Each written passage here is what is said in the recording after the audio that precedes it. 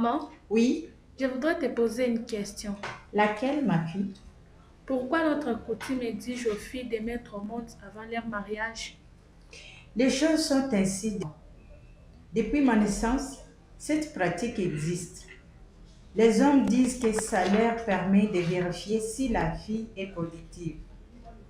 Mais maman, est-ce que c'est une bonne pratique pour toi? Qu'elle soit bonne ou mauvaise, je ne peux rien. Moi, je trouve que ce n'est pas normal. Il est temps que les choses changent. Que les choses changent. Qui va les changer? Toi. Peux-tu changer les choses instaurées par nos ancêtres? Elles doivent rester telles qu'elles sont. Mais voilà commettre des erreurs. Pour moi, cette pratique n'est pas bien et elle doit prendre fin. Qu'est-ce que tu comptes faire, mademoiselle le génie, pour mettre fin à cette pratique? D'ailleurs, maman, pas seulement ça.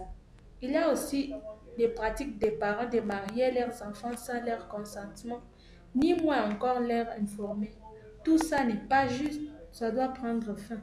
Tais-toi, petite idole. Es-tu devenue folle?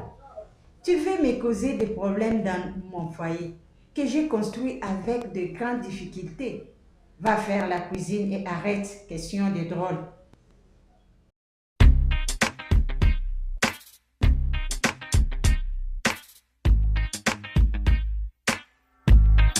Ça fait presque 2 mois que la guerre est finie. Il me faudra trouver ma famille. Mon Dieu, comment la retrouver alors? Et depuis que j'ai été violée, je me sens très mal. J'ai peur que quelque chose ne me soit arrivé. Bonjour Stéphane, Bonjour mon frère Janvier. tu es trop inquiète. Et pourquoi tu t'adresses la parole? Mon frère Janvier, je ne sais comment le dire. Je suis à la recherche de ma famille et j'espère bien la retrouver dans notre village.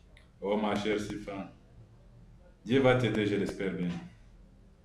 Va alors, mais aussi fais attention à toi. Il y a encore quelques bandits dans les parages. Merci Janvier, au revoir. Au revoir. Bonjour papa, bonjour. Bonjour. Oh mon Dieu. Mais où étais-tu passé? Tous ces jours, nous t'avons cherché, mais en vain, tant comme ta petite sœur. Ce n'est pas vrai Seigneur. Qu'est-ce qui est arrivé à notre famille? Moi violée par les rebelles, ma petite sœur portée disparue. Mon Dieu, viens à notre secours. Quoi? Sottise. Alors, avant que je ne fasse le mal, prends tes affaires et rentre d'où tu viens. Mais mon mari, comment peux-tu décider ainsi? Nous devrions d'abord prendre notre enfant et l'amener à l'hôpital pour savoir son état de santé. Jamais, jamais, je ne peux pas admettre ça. Que diront les autres hommes? Hein? Mais qu'est-ce qui se passe ici? Trop de bruit, pourquoi? Bonjour papa, bonjour maman, comment vous allez? Bonjour. Qui est-il, la jeune fille? Je suis une fille ambassadrice pour la paix papa. Et qu'est-ce que tu fais dans la vie? Nous traitons des questions de femmes, surtout le leadership féminin. Nous sensibilisons d'autres femmes à se battre pour leurs droits. Et alors, qu'est-ce que tu viens faire ici? Papa, j'étais de passage et j'ai entendu beaucoup de bruit ici. Alors, je voulais m'assurer que tout va bien. Ma chère, je n'ai pas à dire, tu te rappelles que notre fille Sifa a disparu il y a 2 mois. Elle est de retour, mais le problème est qu'elle nous dit qu'elle a été violée et mon mari ne veut pas l'entendre. Papa, plusieurs de nos sœurs et mères ont été victimes du viol et ce n'était pas de leur propre volonté. Mais c'est à nous de les aider à surmonter ces épreuves et cette peine. C'est le même cas pour ma cousine. D'ailleurs, je vais en profiter pour t'informer que plusieurs groupes armés se servent des violences sexuelles comme arme principale de guerre. C'est là car ils savent qu'en violant les femmes, ils déstabilisent les communautés pour ainsi mettre une pression sur la communauté internationale. Ah, ma chère voisine, je crois que j'ai commencé de ce que tu dis. Ça peut être la vérité. Mais elle nous dit qu'il se sent mal, tu sais. Et moi, j'ai peur. Oh papa, Je comprends bien ta peine, mais nous devrions d'abord l'accompagner à l'hôpital pour savoir son état de santé. Merci. Allons-y. Allons-y.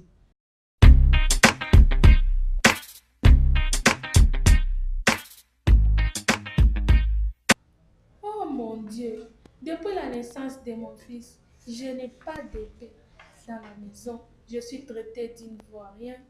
J'ai plus d'accès aux études. Comment vivrai-je? Ma copine Sifa, écoute-moi bien. Tu dois être forte pour affronter la vie dans laquelle tu es. Mais aussi, j'ai quelque chose qui peut t'intéresser. Mon ami, moi je ne vis plus. Ce n'est que le souffle qui me reste et rien ne m'intéresse plus.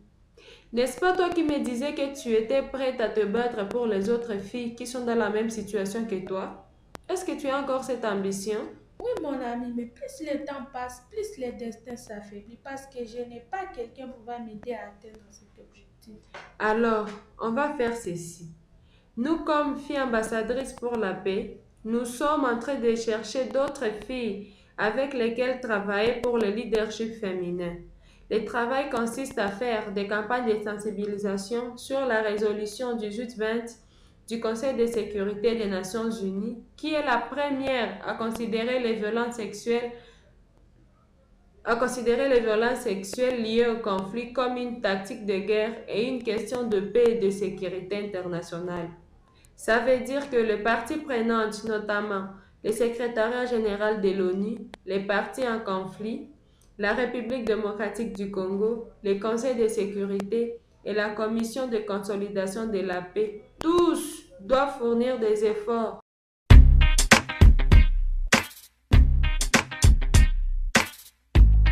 Oh, merci Seigneur.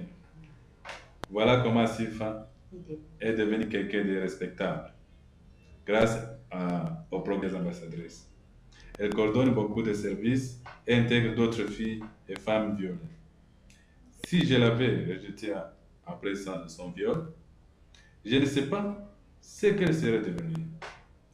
Je suis fière de notre fille et fière de voir comment elle a pu supporter ces difficultés. Merci, maman. Ce message vous est apporté par Safeco à travers son programme des filles ambassadrices pour la paix en partenariat avec GNWP.